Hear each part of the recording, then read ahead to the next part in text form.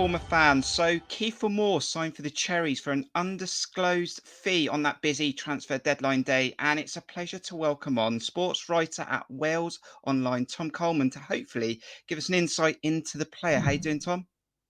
Very well, Kirk. How are you? Not too bad. But first of all, Tom, tell us a little bit about yourself and what coverage you do for Cardiff City. So I'm a sports writer at Wales Online and the Western Mail and South Wales Echo, mainly covering football, obviously, Welsh football. So Cardiff City, Swansea City, and the Welsh national team. And I've been doing that since 2016. It's a great job, but not quite as glamorous as some people might think it is. Certainly not as well paid as some people might think it is. But at the end of the day, we get to write about football for a living, which is a wonderful, wonderful thing. And Wales is a great patch to cover. Fantastic. And Tom's details will be in the description below. Check out his Twitter account as well after this video. But let's get on with it then. And Kieffer Moore, it feels like we were tracking Kieffer for the whole transfer window. I know it was sort of noticed at the start, it was like 10 million it's going to cost Bournemouth. It looks like it was potentially around 3.5 in the end. I'm interested to know whether he had to try and engineer the move as well. But yeah, did you feel this deal was always going to go through, moving from Cardiff to Bournemouth? I think, to be honest, an exit has kind of been. There's been rumblings of it ever since the summer. Really, I don't know if you're following it throughout the summer, but Wolves were very, very keen, and that's kind of where the £10 million price tag came from, and that, in a way, is really why. Well, at least one of the reasons why it didn't happen. 10 million was not a valuation Wolves were prepared to meet, and from that point on, when the summer window closed, the speculation around Keith has been kind of simmering away in the background ever since, and it's kind of not been it's kind of not helped that he's not played an awful lot of games for Cardiff this season for various reasons, whether that be through injury or through COVID. But yeah, Bournemouth certainly is a name that was always in the background. I think personally, I got the feeling that it was probably going to happen probably about a week ago, because there were murmurings even then that the deal was more or less in principle already done, but it was just a case then of thrashing out sort of the fine print and doing a package that was going to suit Cardiff. But it's a big blow to lose Kieffer, and I think it sparks some pretty mixed reactions down here. But it's a deal that I don't think too many people are too surprised by, especially given the interest in the summer. I mean, he's 29 now. Probably sees this as an opportunity to get to the Premier League, and I wouldn't be surprised with the Wolves' interest ending and that move not coming through, coming back off the back of a good Euros campaign with Wales as well. He perhaps sees Bournemouth as a very good opportunity to finally get to the Premier League, and you can't really blame him for that. But as I say, some pretty mixed feelings from Cardiff fans towards this one. The player profile then you just talked about, he is 29 and he is originally from the South Coast. He had a spell at Yeovil, but his time at Cardiff, he has sort of hit some decent figures. Last season was his big season, wasn't it? He hit 20 goals from about 42 appearances, and I was going to say that this season only 15 starts and 5 goals. But the team seems to be playing that way as well. Is it a bit of both, or why hasn't he hit those numbers that he was hitting last season? Well, good question, really. I think there's a couple of things, several reasons. I think one is that he's played an awful lot of football recently in quite a short space of time. I mentioned that Euros campaign. He wasn't just the linchpin for Cardiff. He was very much the main focal point attacking wise for Wales. And I remember that game against Switzerland where, he bags a header out of completely nothing really, and Wales grab a point that they were perhaps a little bit lucky to claim. He is that sort of player. But I think they've perhaps missed the creative spark of Harry Wilson as well, who obviously was a big success down here on loan. Ryan Giles has sort of filled the void quite nicely before he went back to Wolves. But I think you could argue that there perhaps hasn't been as much of a creative spark about this Cardiff City team this season. But I think the bottom line is he just hasn't really had a good run of games. He's been in and out of the team through as I mentioned earlier, through injuries and COVID, and with the transfer talk going on in the background as well, there's been speculation for quite some time that perhaps he wanted to had his head turned, as they always say, isn't it? When a bigger club comes in. And there has been speculation for quite some time that perhaps his head wasn't quite in it here, and that perhaps he was thinking about moving away, which I think is one of the reasons why it's not a surprise to see it done. Really, I think the only surprise really is that it's come so late in the window. But it's been a mixed season for Kieffer, but he definitely has the attributes to shine at the upper end of the Championship. I'm sure of that. So interestingly for Bournemouth fans, Tom, is we've been calling out all season saying we haven't had a backup for Dom Solanke. We thought that might have been Jamal Lowe, but that hasn't quite worked. And Dom scored 18 league goals. And when you look around the Bournemouth squad, we're not adding more goals in midfield, etc. So we were saying we needed another striker. Yeah. The problem we have, Tom, is how we get Kieffer in this team, because not a lot of football teams play two up top. When we've tried to play three at the back to maybe go for a 3-5-2, it's never worked under Jason Tindall. I think Jonathan Woodgate had an attempt at it as well. And we do look at Kieffer Moore potentially as a player coming in later on in football matches, maybe 65 minutes, giving us a plan B that Scott B. Parker doesn't want to talk about. If he doesn't start football matches because we can't get him in the starting lineup because you're not going to drop Dom Solanke, what's that going to do for his confidence if he struggled to score goals because he's been in and out of the team of Cardiff?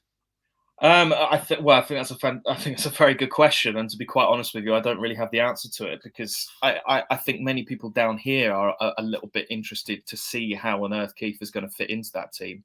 I mean, it's interesting you should mention Jamal Lowe, because I mean he did play a sort of more forward role for Swansea City before he made the move, and he's not an out and out striker. Kieffer is, your traditional centre forward, and he does need to be the focal point of an attack to really get the best out of him.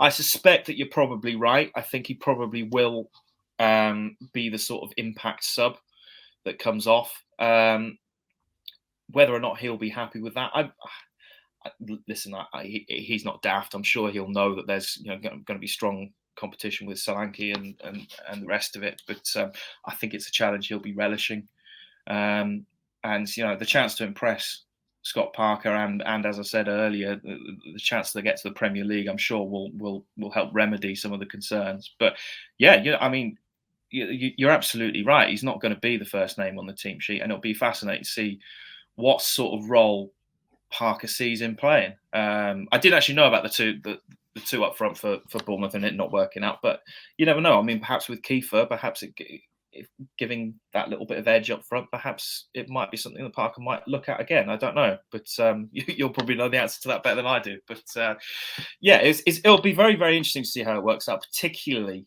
given that this is a very big year for Wales. I mean, they've got the World Cup playoff semi-finals in March. Kieffer's got to be fit and firing for that, and then hopefully the World Cup after that. But obviously that's jumping the gun a little bit. But Wales fans have got a lot of reasons to be taking an interest in how Kieffer gets on there.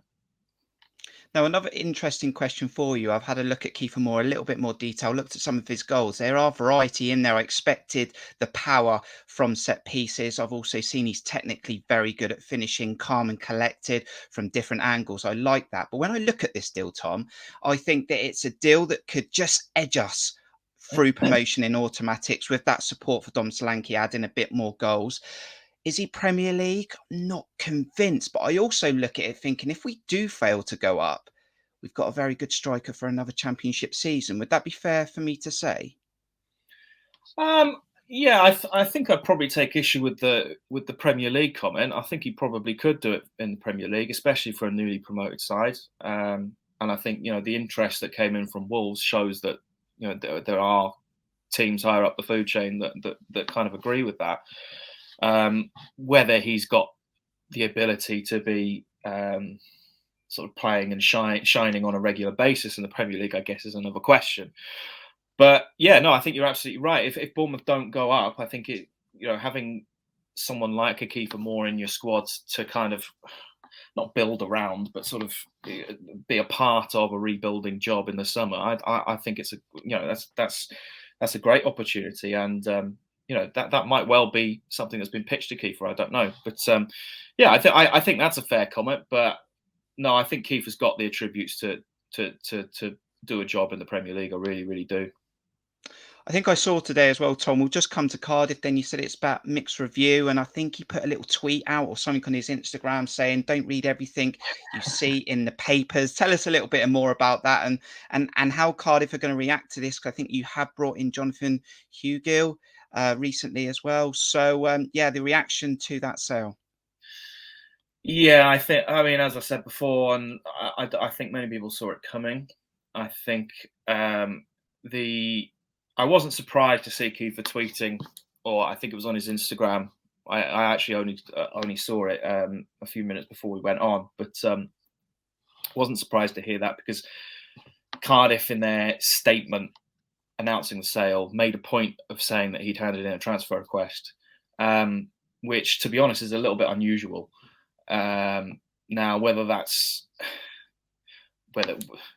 what actually happened, I mean, I've got no reason to doubt that that's what actually happened. But I think that there would be a few cynics who might say it's a bit of a PR move from Cardiff to try and take the edge off the fact that they've sold arguably their best player. So I assume that's what Kieffer's referring to there. But in terms of mixed reviews, I think a lot of Cardiff fans mentally had sort of prepared for the fact that this day was going to come. The circumstances haven't been great in the last few weeks, because we haven't really seen the best of him this season. And as I alluded to earlier, there's been an increasing feeling among some sections of the support base that his head's not really in it. And, with Cardiff, they had a great win at the weekend, but they're still in the thick of a relegation battle. Let's be completely honest about that. And I think if a player's head's not in it, and Steve Morrison actually said it in his press conference today, I want players who want to be here, and essentially players who don't want to be here are wasting our time, basically. So, I think that feeling has kind of taken the edge off a little bit of the pain. But, let's not forget how good Kieffer Moore was last season. He was probably the standout striker in the Championship for me. A snippet, I think it was 2 or 3 million that Cardiff signed him for. And I think there's a feeling Cardiff could have got a bit more out of him in terms of value. The figures being banded around sort of 3.5 million, 5 million, or whatever. As I understand, it's 3.5 rising to 5. But I think many Cardiff fans kind of felt perhaps they could have got a little bit more out of that. I think that's a debatable point, personally. But yeah, I think had Kieffer Moore been playing week in, week out, scoring lots of goals, I think this would have been a lot harder to take. I mean, you mentioned Jordan Hugill. He announced himself very nicely with a goal at the weekend. They've also brought on Uke Ikpeazu from Middlesbrough, who's been on their radar for quite some time. Steve Morrison is a big, big fan. Quite a similar player, I guess, in many respects to Kieffer. So that's kind of taken the edge off a little bit. And I think, yes, I mean, transfer deadline day, it always kind of, there's always a danger that it sets the tone for the whole transfer window. So, even if a club's had a good transfer window overall, if fans perceive deadline day to not have gone the way that they wanted, for some reason, it just overshadows everything else. But I think if Cardiff fans take a step back, look at the squad, yes, Kieffer's gone. But if you look at the squad as it is now, it's better than it was before January. It's far more balanced. And I think that's kind of put a positive spin on things, I think. And like I said, we kind of all knew that this day was coming, and Kieffer, he's a striker with lots of ability, and he'll want to play in the Premier League at some point. And as I mentioned earlier, he's running out of time to do that. So from that respect, I don't think you can blame him at all. But yeah, it's it really does depend on who you ask down here, really. Fair comment. Correction there. It is Jordan Hugill, not Jonathan. But there we go. We all make mistakes. But thanks for giving us an input into Kieffer Moore. And it's been interesting to see what you can do in a Cherry shirt. Make sure you check out Tom. Thank you, Tom. Cheers, Kirk. Good to talk to you. Nice one. Thank you to everyone who checked out this video. Make sure you give us your thoughts in the comments below, and hit the like button and subscribe if you're new to the channel. But until the next video, we'll see you soon. Up the cherries.